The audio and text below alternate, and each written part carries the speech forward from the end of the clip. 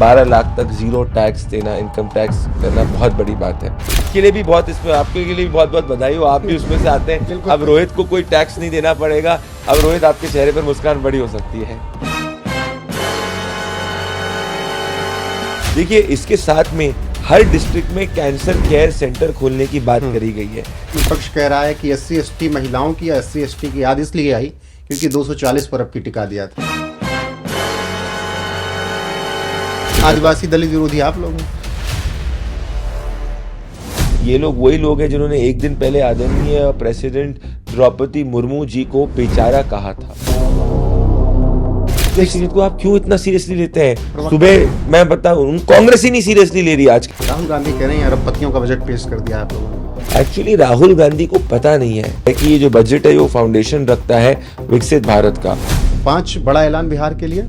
आप लोग तो खुश होना चाहिए कि मैं खुश होना चाहिए। कह रहे हैं उन 5। पिछले बार हमने आंध्र प्रदेश के लिए इतना बड़ा नेशनल प्रोजेक्ट, पुलारम प्रोजेक्ट पूरा सरकार इन्वेस्ट कर रही है, वो सेंट्रल गवर्नमेंट द्वारा फंडेड है, उसमें खुश नहीं हुए आप? बिहार में तो खुश होइए। हर टैक्स स्लैब के अंदर आपके जेब के अंदर पैसा प्राइम मिनिस्टर मोदी जी ने डाला है।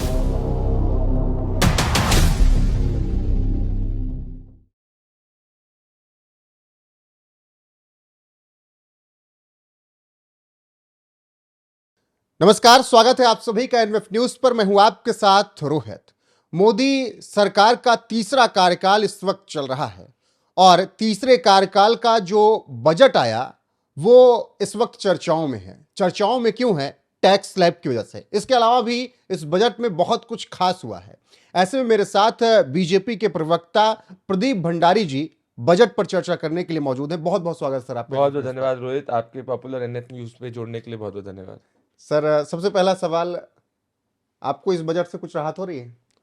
नहीं, हमारे को तो राहत क्या है इसमें चीज़ें है। अब हमको बिल्कुल राहत है क्योंकि हम भी वो 12 लाख वाले उसके अंदर आते हैं।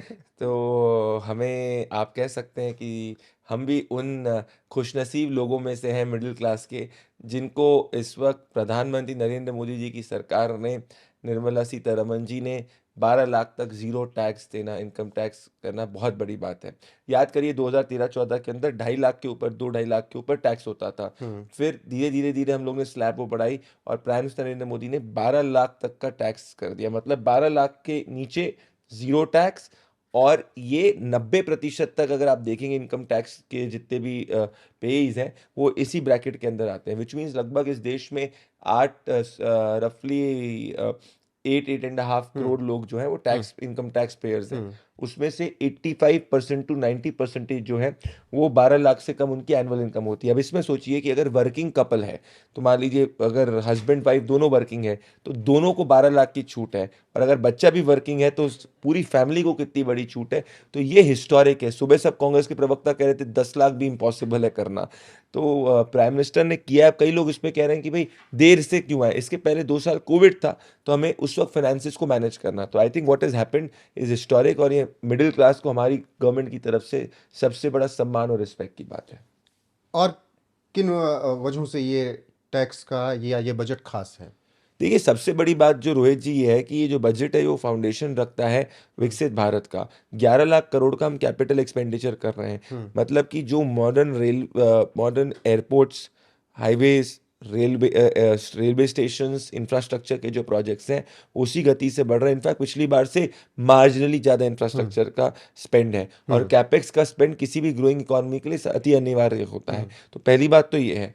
दूसरा, रिन्यूएबल एनर्जी, इन पर्टिकुलर न्यूक्लियर एनर्जी जो सबसे अनटैप्ड पोटेंशियल है, जिसको अभी तक के नहीं हमने टैप किया था। तो हम आत्मनिर्भरता इन एनर्जी सेक्टर की तरफ जाने चाह रहे हैं, जिसमें स्मॉल और मीडियम रिएक्टर्स में देश जो है आत्मनिर्भर होना चाहता है। तो न्यूक्लियर एनर्जी का 100 गीगावाट का जो पोटेंशियल हम लोग रियलाइज करने की बात करें, आई think that is also very big. तीसरी, जो गिग वर्कर्स है, जिसके बारे में अभी तक किसी ने नहीं सोचा है, जो ये ओला, उबर, जोमेटो, जो सब कॉन्ट्रैक्चुअल लेवल पे ये सब कंपनीज रखती है, उन सबको सोशल सिक्योरिटी नेट के अंदर लाने की बात की गई है, which is also very big. तो ओवरऑल अगर आप देखेंगे कि मेरे हिसाब से 25 करोड़ लोगों को गरीबी रेखा से प्रधानमंत्री मोदी जी की सरकार निकाल के आई है। अब मिडिल क्लास को, जो हमेशा से कहा जाता था कि भाई मिडिल क्लास के लिए बजट में क्या है, this is the most middle class friendly budget Indian post independent India has ever seen. Indira Gandhi ji के समय में 90% से ज़्यादा टैक्स होता था। कोई सोच नहीं सकता था 2014, क्योंकि आप कांग्रेस पार्टी के स्पोक्स लीडर्स के स्टेटमेंट्स उठा के देखिए।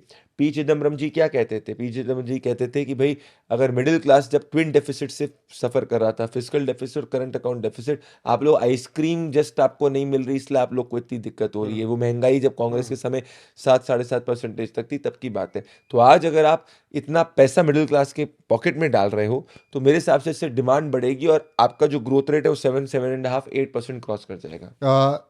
एक तो तारीफ हुई कि आपके लिए भी बहुत, इसमें आपके लिए भी बहुत बहुत बधाई हो, आप भी उसमें से आते हैं। बिल्कुल। अब रोहित को कोई टैक्स नहीं देना पड़ेगा। अब रोहित आपके चेहरे पर मुस्कान बड़ी हो सकती है। और मैं तो चाहूंगा कि जल्दी 12 लाख वाली नहीं, पर कैटेगरी 12 लाख के बाद में भी आपको मुनाफा है। अगर आप 16 लाख की कैटेगरी में भी हैं हाँ। तो आपको 50,000 रुपए तक का फायदा हो सकता है। हर टैक्स स्लैब के अंदर आपके जेब के अंदर पैसा प्राइम मिनिस्टर मोदी जी ने डाला है। बिल्कुल।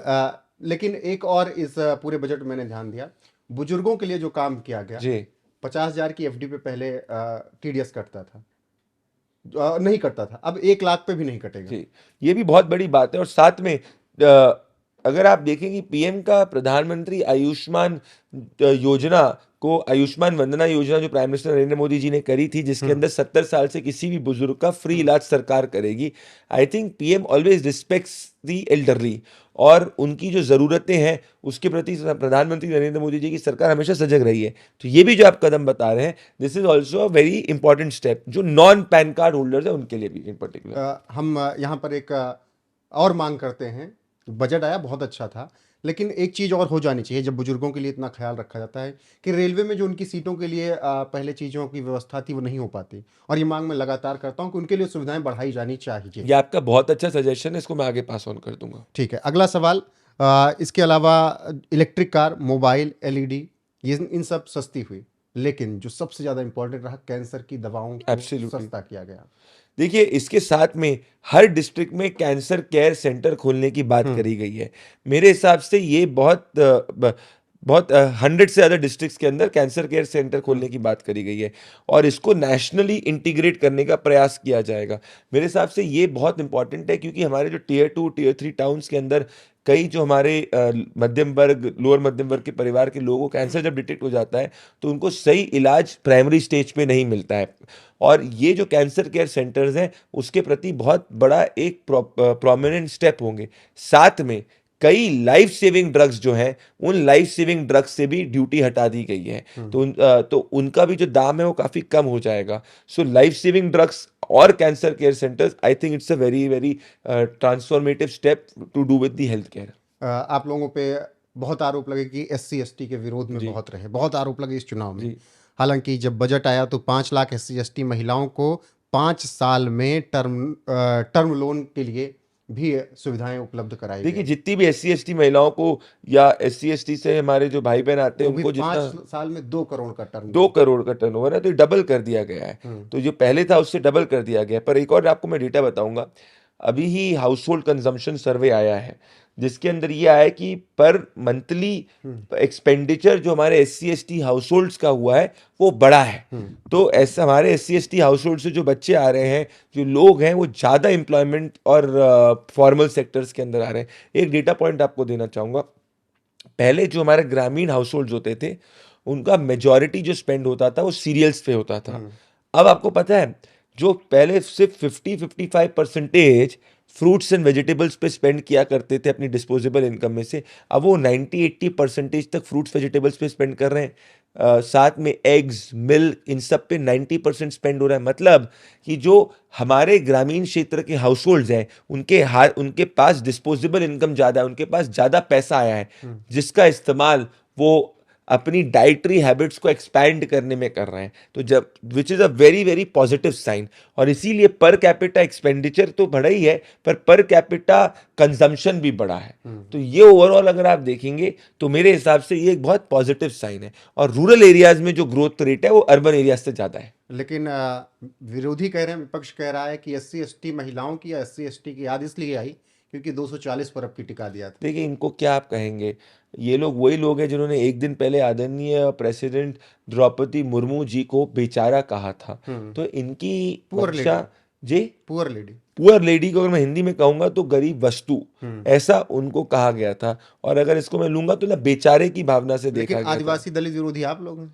वो उनके हिसाब से है ना, पर मेजोरिटी SC ST सीट्स पर तो हम ही जीते हैं। वो लोग के नेहरू गांधी फाउंडेशन में तो एक दलित नहीं है, और जिन्होंने 50 साल तक ट्राइबल मिनिस्ट्री नहीं बनाई वो क्या हमको बताएंगे कि कौन होना चाहिए। बाबा साहेब भीमराव अंबेडकर जी को जिन्होंने भारत रत्न नहीं दिया वो क्या हमको बताएंगे। जिन्होंने उनको पहला चुनाव हराया वो क्या हमको बताएंगे। तो आज देश का हर वर्ग जो है प्रधानमंत्री मोदी जी के विकास के साथ जुड़ना चाहता है। एक और आपको बात बताऊंगा, आप हर स्टेट को डिवोल्यूशन उठा के देख लीजिए जो सेंटर ने किया है। जितना कांग्रेस की सरकार स्टेट्स को देती थी पैसा, उससे कई ज्यादा 10 टाइम्स प्रधानमंत्री मोदी जी की सरकार स्टेट्स को दे रही है। इस बजट में एक और खासियत ये भी है कि भले वो ऑपोजिशन का स्टेट हो या हमारा स्टेट हो, अगर कोई कैपिटल एक्सपेंडिचर में स्पेंड करता है, मान लो हाईवे बनाता है, रोड बनाता है, ये बुनियाद है हमारी अर्थव्यवस्था की, तो 0.5% GDP का, GSDP का, ग्रॉस स्टेट डोमेस्टिक प्रोडक्ट का और एडिशनल स्पेंड कर सकता है। उसको वो लीवे दी जाएगी और उसमें सेंटर उसकी मदद करेगा। आज 9 टाइम्स 70 मिनट के भाषण में एक राज्य का नाम लिया गया, बिहार का। कुछ खास था कि बिहार को खुश रखना? नहीं, देखिए, अगर आप देखेंगे कि पिछली बार जुलाई के अंदर आप कह रहे थे आंध्र प्रदेश की जो बात है, आंध्र प्रदेश का नाम लिया गया, तो कोई ना कोई अंदर कोई ना कोई राज्य रहेगा। पर साथ में पटना एयरपोर्ट का जो एक्सपेंशन है मेरे हिसाब से काफी समय से लंबित था, और ये एक हिस्टोरिक चीज है।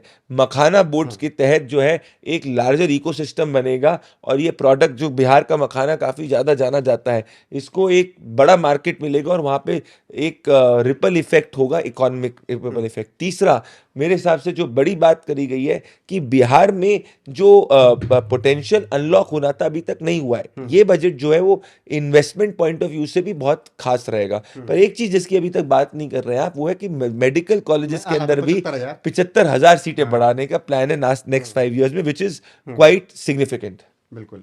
लेकिन आप इतनी तारीफ कर रहे हैं, बजट के गुणगान कर रहे हैं, राहुल गांधी कह रहे हैं अरबपतियों का बजट पेश कर दिया आप लोगों ने। एक्चुअली राहुल गांधी को पता नहीं है। पिछले साल तक राहुल गांधी कहते थे मिडिल क्लास के लिए कुछ नहीं किया है, हाइपोथेटिकली। अब जाके बताइए, 90% मिडिल क्लास को 0 इनकम टैक्स देना है, ये ऐतिहासिक है। राहुल गांधी के समय तो कॉर्पोरेट टैक्स हाईएस्ट होता था, उस पर कॉर्पोरेट टैक्स कम करके हमने एम्प्लॉयबिलिटी की ज्यादा सिचुएशन क्रिएट करी, क्योंकि जब कंपनियों को फायदा होगा तभी जाके ज्यादा एम्प्लॉयमेंट की जनरेशन एबिलिटी होंगे। उनके शासन में तो 10 साल के अंदर सिर्फ 2 करोड़ नौकरियां क्रिएट हुई, हमारे शासन में 10 साल में 17 करोड़ नौकरियां क्रिएट हुई। उनके समय तो 500 स्टार्टअप्स थे, हमारे वहां तो 1 लाख से ज्यादा स्टार्टअप्स हैं। उनके समय तो फ्रेजाइल 5 इकोनॉमी थी, हमारे उसमें तो टॉप 5 इकोनॉमी है। उनके समय तो ट्विन डेफिसिट्स था, हमारे उसमें current account deficit, fiscal deficit दोनों कंट्रोल के अंदर है। उनके समय तो 2.5 लाख के ऊपर मिडिल क्लास को टैक्स देना पड़ता था, हमारे समय 12 लाख तक मिडिल क्लास को कोई टैक्स नहीं देना है। लेकिन आप ये कह रहे हैं, दूसरी तरफ एक ट्वीट पढ़ रहा हूँ, नाम बाद में बताऊंगा, 3.2 करोड़ लोगों को छोड़ देश के बाकी 140 करोड़ लोगों को ठग लिया गया। इस बजट में रोजगार, महंगाई कम करने, आर्थिक असमानता हटाने के लिए कुछ नहीं हुआ। सरकार की पोल खुल गई, स्वास्थ्य, शिक्षा, सोशल वेलफेयर, कृषि, rural urban development, SC ST OBC scholarship, महिला बच्चों के खर्च कम किए गए। ये ऐसा सुप्रिया श्रीनेत का कहना है कि आर्थिक सीरीज को आप क्यों इतना सीरियसली लेते हैं। सुबह मैं बताऊं, कांग्रेस ही नहीं सीरियसली ले रही आजकल, बताऊं कैसे। सुबह क्या कह रही थी सुप्रिया जी कि 10 लाख तक अगर इनकम टैक्स का कोई 10 लाख तक एनुअल इनकम पे अगर कोई टैक्स नहीं होता तो इम्पॉसिबल ऐसा करना। ये उनका वीडियो है, आज एक टीवी चैनल पे थी, और उन्होंने जाके ये बोला था कि 10 लाख तक जो है 0 टैक्स देना पॉसिबल ही नहीं है। हमने 12 लाख तक प्रधानमंत्री नरेंद्र मोदी जी ने 0 इनकम टैक्स करा। संभव कैसे हुआ ये? संभव क्योंकि नीति है, नियत है, कैपिटल एक्सपेंडिचर, इकोनॉमी के फंडामेंटल स्ट्रांग है, ये है, भ्रष्टाचार नहीं है। इसीलिए देखिए, एक चीज समझिए, हर इकोनॉमिक डिसीजन जो लिया जाता है वो सर्कमस्टेंसेस और सिचुएशंस के साथ से लिया जाता है। जब 2 साल पहले कोविड था तब हम ये अफोर्ड नहीं कर सकते थे, क्योंकि तब गवर्नमेंट के स्पेंड पे ज्यादा रखना था, तब गवर्नमेंट एक्सपेंडिचर वाज सिग्निफिकेंट, क्योंकि तब हमको 80 करोड़ लोगों तक राशन पहुंचाना था, और वो एक अनप्रेसिडेंटेड सिचुएशन थी। आज ऐसी स्थिति नहीं है, तो आज हम पैसा जेब में डाल सकते हैं मिडिल क्लास के, तो इसलिए हमने किया है। पर हमारी नीति और नियत पहले दिन से ही प्रो मिडिल क्लास रही है। तभी अगर आप देखेंगे फेसलेस हो गया इनकम टैक्स के कई फाइलिंग फेसलेस हो गई। अब हम income tax new code bill भी लेके आ रहे हैं जिसके तहत पहले 10 लाख वर्ड्स का वो बिल है उसको 50% से कम हो जाएगा, विच मीन्स कि अगर आपको कंप्लायंस भी करना है तो बहुत इजी टू अंडरस्टैंड होगा। तो we have taken it away from tax terrorism to tax compliant which is in favour of the tax payer from the point of view of tax payer. आप लोगों को हमेशा ये कहा जाता है कि मंदिर मस्जिद की बात करने वाले लोग हैं, शिक्षा की बात करते नहीं हैं। लेकिन इस बजट में शिक्षा को लेकर भी एक बहुत बड़ा फैसला लिया गया। युवाओं और रोजगार के लिए मेडिकल की 75,000 सीटें बढ़ेंगी, जिसका हम चर्चा कर रहे थे। स्टार्टअप के लिए 10,000 करोड़ रुपए का फंड बनेगा। 500 करोड़ रुपए में 3 AI आर्टिफिशियल इंटेलिजेंस सेंटर बनेंगे। मेडिकल एजुकेशन में अगले 5 साल में 75,000 सीटें बढ़ेंगी, एक साल में 10,000 सीट बढ़ाई जाएगी, मतलब हर साल के अनुसार। देश में 23 IIT में 6500 सीटें बढ़ाई जाएंगी। पटना IIT के हॉस्टल का विस्तार होगा। PM रिसर्च फेलोशिप के तहत 10,000 नई फेलोशिप दी जाएगी। अब ये बताइए कि महज ऐलान है या फिर ये सब लागू होगा? देखिए, आप एक चीज़ तो समझते हैं कि प्रधानमंत्री मोदी जी और बाकी सब में फ़र्क ये है कि मोदी जी जो कहते हैं वो करते हैं, तभी जाके तीसरी बार वो सरकार के अंदर है। ऐतिहासिक रूप से जो देश का कोई प्रधानमंत्री नहीं कर पाया पिछले 50 साल में। राजीव गांधी के समय 90% चीज़ों में 99% जो होता है भ्रष्टाचार होता था, 1% काम होता था। मोदी जी के केस के अंदर 100 में से 100 काम होता है। नीति 100 में से 100 करने की होती, कुछ आज हो कल हो, पर होता ज़रूर है। तभी जाके एक सिंपल एग्जाम्पल दूंगा, आपने बोला क्यों नहीं होगा। कांग्रेस पार्टी ने 70 साल के अंदर इस देश के अंदर 4 करोड़ लोगों तक सिर्फ 4 करोड़ हाउस होल्ड्स तक सिर्फ साफ पीने का पानी पहुंचाया। हमने प्रधानमंत्री मोदी जी ने पिछले 8 सालों के अंदर 15 करोड़ हाउस होल्ड्स तक साफ पीने का पानी पहुंचाया, which is 80% of the rural house holds. और आने वाले 2028-29 तक every rural house hold will have free portable drinking water. ये बहुत बड़ी बात है। बिल्कुल। प्रधानमंत्री मोदी जी ने जो स्वच्छ नहीं कर पाए, उन्होंने देश में स्वच्छ भारत के तहत स्वच्छ किया। 50 करोड़ से ज़्यादा बैंक अकाउंट खोले। मेरे हिसाब से इतिहास है कि जितना किसानों को क्रेडिट प्रधानमंत्री मोदी जी की सरकार में मिलता है वो 300% ज़्यादा है कांग्रेस पार्टी की सरकार में से मिलने से। ओवरऑल अगर एक्सपोर्ट्स की बात आप करेंगे, 67% जंप एक्सपोर्ट्स में 2013 विज़वी इसमें। तो हर पैरामीटर को आप देखेंगे तो हर पैरामीटर में हम बेहतर करें। अब युवाओं के पर्सपेक्टिव देखिए, एक तो अगर आप एम्प्लॉयमेंट की स्टडी करेंगे, लेबर इंटेंसिव जो सेक्टर्स है जैसे लेदर हो गया, टेक्सटाइल्स हो गया, शिप बिल्डिंग हो गया, इन सब के ऊपर सरकार का काफ़ी ज़्यादा फोकस है क्योंकि उसमें एम्प्लॉयमेंट जनरेशन की ज़्यादा अपॉर्चुनिटीज़ और एवेन्यूज़ रहते हैं। दूसरा, हमारे युवाओं को स्टार्टअप्स जो है 2014 के पहले सिर्फ 500 स्टार्टअप थे। स्टार्टअप खोलना टैबू के रूप में देखा जाता था, आज स्टार्टअप खोलना प्राइड के रूप में देखा जाता है और 1 लाख से ज़्यादा स्टार्टअप्स हैं। इसीलिए 10,000 करोड़ से ज़्यादा का पैसा स्टार्टअप इंडिया के प्रति भी किया जा रहा है। रिसर्च और इनोवेशन में इस बजट के अंदर काफ़ी ज़्यादा फोकस है। अटल टिंकरिंग लैब्स की जैसे आप बात कर रहे हैं, जो युवाओं के अंदर स्कूल से लेवल अलग अलग लेवल्स पे एक इनोवेशन और रिस्क टेकिंग एबिलिटी को इंप्रूव करेंगे। So I think that is also very good. और रिसर्च फेलोशिप्स जो हमारे IIT के छात्र हैं, अलग अलग छात्र हैं, उनको रिसर्च फेलोशिप्स की ज़्यादा अपॉर्चुनिटीज मिलने वाली है। ये न केवल IIT या मेडिकल के लिए है, माध्यमिक शिक्षा के लिए सबके भी लिए। इंटरनेट के लिए ऐलान कर दिया कि हर माध्यमिक शिक्षा विद्यालयों में इंटरनेट होना चाहिए ताकि टेक्निकल हो सके बच्चे। अब मैं बात करूंगा किसानों की, जिन किसानों को वजह से बहुत फजीहत हुई, सरकार की बिल वापस लेने पड़ गए, उन्हीं किसानों के लिए आपने फिर ऐलान कर दिया कि क्रेडिट कार्ड 3 लाख से 5 लाख किसान क्रेडिट कार्ड हो गया। उन्हीं किसानों के लिए आपने डेयरी मछली पालन के लिए 5 लाख रुपए तक का लोन का ऐलान कर दिया। कपास उत्पादन के लिए 5 साल की कार्य योजना, प्रोडक्शन मार्केटिंग पर फोकस रहेगा। असम के नाम रूप में नया यूरिया प्लांट भी लगाने का आप लोगों ने ऐलान कर दिया। जिन किसानों ने इतना परेशान किया, फिर उनके लिए इतना क्यों? देखिए, प्रधानमंत्री नरेंद्र मोदी जी किसानों को इस देश के भगवान के रूप में देखते हैं। और अगर आपने देखा होगा प्राइम मिनिस्टर नरेंद्र मोदी जी की जो vision honourable finance minister Nirmala Sitharaman ji ने रखी, जिसमें उन्होंने कहा कि जब हम 2047 का विकसित भारत की बात करते हैं, उस विकसित भारत में हमारे किसान हिंदुस्तान को food grain of the world बनाए। मतलब हम चाहते हैं कि जो किसान है वो एक नेट एक्सपोर्टर बने और दुनिया के लिए भारत एक फूड ग्रेन रहे। वो हमारे विकसित भारत के 6 स्तंभ में से एक बहुत महत्वपूर्ण स्तंभ है। तो जितना किसानों को क्रेडिट प्रधानमंत्री जी की सरकार ने दिया है उतना कांग्रेस पार्टी ने नहीं दिया है, ये सब जानते हैं। अब डाइवर्सिफिकेशन ऑफ एग्रीकल्चर भी हो रहा है, तो जैसे आपने कहा कॉटन, अलग अलग बाकी नॉन सीरियल के अंदर, नॉन राइस व्हीट के अंदर भी कई किसान जो है वो जा रहे हैं, तो उसी को बढ़ावा देने का प्रयास किया गया है। यूरिया के संबंध में मेरे हिसाब से जितना मोदी जी की सरकार ने किया होगा शायद ही किसी ने किया होगा, इसीलिए 3 प्लांट्स जो पहले से ठप थे उनको खोला गया और एक नया बड़ा कैपेसिटी के प्लांट को भी अनाउंस किया गया। बिल्कुल।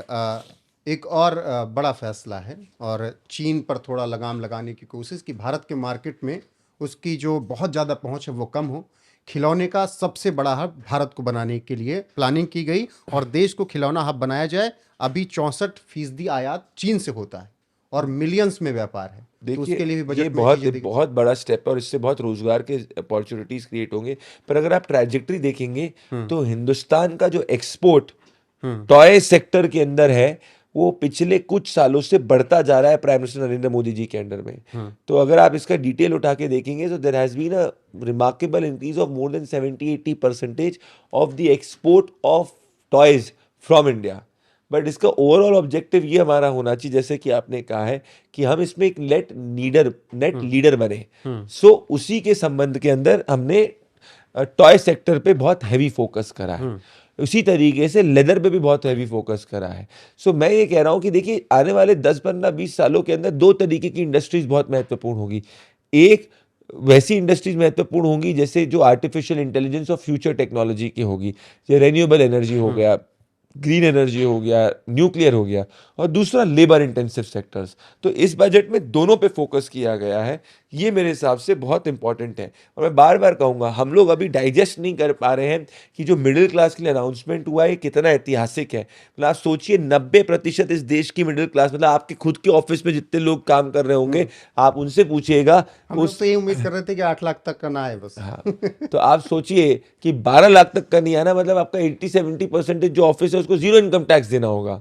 तो मतलब जब आपके पास ज्यादा पैसा आपकी जेब में आएगा तो आप ज्यादा स्पेंड करोगे, जब आप ज्यादा स्पेंड करोगे तो इकोनॉमी के अंदर ज्यादा पैसा आएगा, जब इकोनॉमी के अंदर डिमांड ज्यादा आएगी तो सप्लाई ऑटोमेटिकली, ऑलरेडी गवर्नमेंट ने सप्लाई कैपेबिलिटी बढ़ाने के लिए पिछले कई समय से सप्लाई साइड रिफॉर्म्स बहुत किए हैं, तो सप्लाई उस तरीके से बढ़ेगा, और जब सप्लाई और डिमांड बढ़ेगी तो ऑटोमेटिकली जो हमारा ग्रोथ रेट है वो उसमें भी इजाफा आएगा। 100% एक चीज समझिए, हम सेविंग्स ड्रिवन इकोनॉमी पर है, पर साथ में हम कंजम्पशन ड्रिवन इकोनॉमी भी बढ़ते जा रहे हैं। ठीक है, स्पेंड आप लोगों ने भी किया है। मैंने शुरुआत में बिहार का जिक्र इसलिए ही नहीं किया क्योंकि 77 मिनट में 9 बार बिहार का जिक्र। 5 बड़ा ऐलान बिहार के लिए, और उन 5 आप बड़े, लोगों को तो खुश होना चाहिए नहीं जी, मैं खुश भाई हूँ, खुश होना विरोधी कह चाहिए। रहे हैं उन 5 से। पिछले बार हमने आंध्र प्रदेश के लिए इतना बड़ा नेशनल प्रोजेक्ट, पोलारम प्रोजेक्ट पूरा सरकार इन्वेस्ट कर रही है, वो सेंट्रल गवर्नमेंट द्वारा फंडेड है, उस पे खुश नहीं हुए आप 2000 लोग? अब बिहार में तो खुश होइए। मैं खुश हूँ। हाँ। ये 2025 है, साल के अंत तक बिहार में चुनाव है। उन 5 ऐलान का 72 सीटों पर सीमांचल के फर्क पड़ेगा, ऐसा कहा जा रहा है। देखिए, आप जर्नलिस्टों को दिक्कत क्या होती है कि आपको समझना चाहिए इस देश में हमेशा हर न समय ना कोई इलेक्शन तो होते ही है। तभी तो हम कह रहे हैं कि 1 नेशन 1 इलेक्शन भी लाना चाहिए, क्योंकि आप हर पॉलिसी के इनिशिएटिव को सिर्फ चुनावी लेंस से देखते हैं। भाई ये मोदी जी की सरकार है, अगर मोदी जी की सरकार को बताइए चुनावी फायदा लेना होता तो 2024 के पहले नहीं कर देती जल्दी इलेक्शन। ले आइए 1 नेशन 1 इलेक्शन, काम ये खत्म। 1 नेशन 1 इलेक्शन मोदी जी या किसी और का नहीं है, ये इंटेंट हमारे कॉन्स्टिट्यूशन मेकर्स का था, जिसको prime minister Modi ji implement कर रहे हैं, जिसको पार्लियामेंट से पास कराया जाएगा। ठीक है, मैं देख रहा था 15 बड़े मंत्रालयों का बजट क्या है। सबसे ज्यादा बजट वित्त मंत्रालय का 19.3 लाख 9 करोड़। ओवरऑल बजट भी हमारा जो पूरा 50 लाख करोड़ तक पहुंच मुझे गया है। एक थोड़ा वो था क्योंकि स्पोर्ट्समैन रहा हूं, तो इसलिए मुझे 15वें नंबर पर स्पोर्ट्स का बजट देखकर 3.74 हजार करोड़। ऐसे मेडल कहाँ से आएंगे ओलंपिक में हमारे पास अगर इतना कम बजट होगा तो? देखिए, एक चीज आपको समझनी पड़ेगी स्पोर्ट्स के पॉइंट ऑफ व्यू से, इसमें private participation has played a very important role. तो इस सेक्टर को आप दूसरे सेक्टर से नहीं देख सकते। तो अगर आप ओवरऑल गवर्नमेंट की तरफ से, जैसे टॉप स्कीम हो गई सरकार की, which is supported all the athletes which prepare for Olympics. आप एक पोल कराइए, आप एक जर्नलिस्ट हैं, आप जाइए और आज आप हर एथलीट से बात करिए, वो हर एथलीट आपको कहेगा कि जितनी मोदी जी की सरकार सुविधाएं दे रही है एथलीट्स को, they are world class in nature. और इसके पहले ऐसे किसी सरकार ने man to man marking, personal focus नहीं दिया होगा एथलीट्स के ऊपर। इतना इंटरेक्शन इसमें भी नहीं रहा नहीं हुआ, प्राइम मिनिस्टर खुद मिलते हैं हार या से। जीत में। तो इसमें सिर्फ फंडिंग के पॉइंट ऑफ व्यू से सरकार का सपोर्ट नहीं है, it is about creating that infrastructure where private sector also becomes a very equal and important player. हमारा विजन ये है कि जैसे पीएम ने कहा है कि हम नेक्स्ट 2030 के ओलंपिक के लिए बिड करना चाहते हैं, वो एक बहुत बड़ा माइलस्टोन होगा। और आगे चल के मैं तो ये विजन, जैसे प्राइम मिनिस्टर के जो विजन, जब हम विकसित भारत होंगे प्राइम मिनिस्टर मोदी जी के विजन के हिसाब से, तब जब आप टॉप 3 मुल्क देखेंगे जिसको मेडल्स मिले ओलंपिक में, तो उसमें भारत भी होगा। शायद हम अभी तक ओलंपिक करा चुके होते हैं, 2008 में कॉमनवेल्थ गेम्स में वो खेल ना हुआ होता तो अब उसके लिए तो आप फोन करिए राहुल गांधी जी को, जो आपसे ज्यादा युवा हैं और जो कहते हैं कि भाई कुछ नहीं हुआ। उनकी वजह से कांग्रेस पार्टी, अरविंद केजरीवाल, ये सब के सब जो करप्ट गैंग है, ये सिर्फ अपने पैसे के अंदर, अपने जेब में पैसा डालते हैं, जनता की जेब में पैसा नहीं डालते। चलिए आखिरी सवाल, इस बजट का भविष्य तक में आगे कितना फर्क पड़ने वाला है, इससे क्या बदलने वाला है? इससे देश की इकोनॉमी में और जो एक बुल स्पिरिट आती है, एनिमल स्पिरिट जिसको कहते हैं, वो और बढ़ने वाली है। देश का मिडिल क्लास जो हमारे देश के इकोनॉमी को आगे बढ़ाने में एक स्पाइन की तरीके से है, उसके कॉन्फिडेंस को बूस्ट मिलेगी, उसको वापस से समझ में आएगा कि आज वो मोदी जी की सरकार को ट्रस्ट कर सकता है, एक ट्रस्ट फैक्टर और बढ़ेगा, ट्रस्ट डेफिसिट से ट्रस्ट सरप्लस की तरफ जाएगा। और जब सिटीजन्स और सरकार के बीच में ट्रस्ट सरप्लस है, तो निश्चित ही विकसित भारत बनना तय है। 11 लाख करोड़ का कैपिटल एक्सपेंडिचर ऐतिहासिक है। 12 लाख रुपए तक अगर आपकी एनुअल इनकम है, जीरो टैक्स, कोई इनकम टैक्स नहीं देना, और उसके ऊपर भी आपकी टैक्सेबल इनकम है, तो सब में 50,000, 80,000, 1,00,000, 10,000 तक की छूट, ये बहुत ऐतिहासिक है। और उसके साथ में हमारे स्टार्टअप्स के लिए 10,000 करोड़ रुपए की फंडिंग करना, न्यूक्लियर एनर्जी में आत्मनिर्भर होना, दिस इज बिग। और ये मेरे हिसाब से दर्शाता है कि मोदी जी हमारी कंट्री को तैयार कर रहे हैं विकसित भारत के लिए। ठीक है, बहुत बहुत शुक्रिया प्रदीप जी आपका आने के लिए, जुड़ने के लिए। तो ये थे हमारे साथ बीजेपी के प्रवक्ता प्रदीप भंडारी जी, जिन्होंने बजट पर अपनी राय रखी। आपको बजट कैसा लगा, कमेंट में अपनी राय जरूर बताइएगा। पॉडकास्ट देखने के बाद शेयर कीजिएगा। बने रहेगा हमारे साथ। नमस्कार।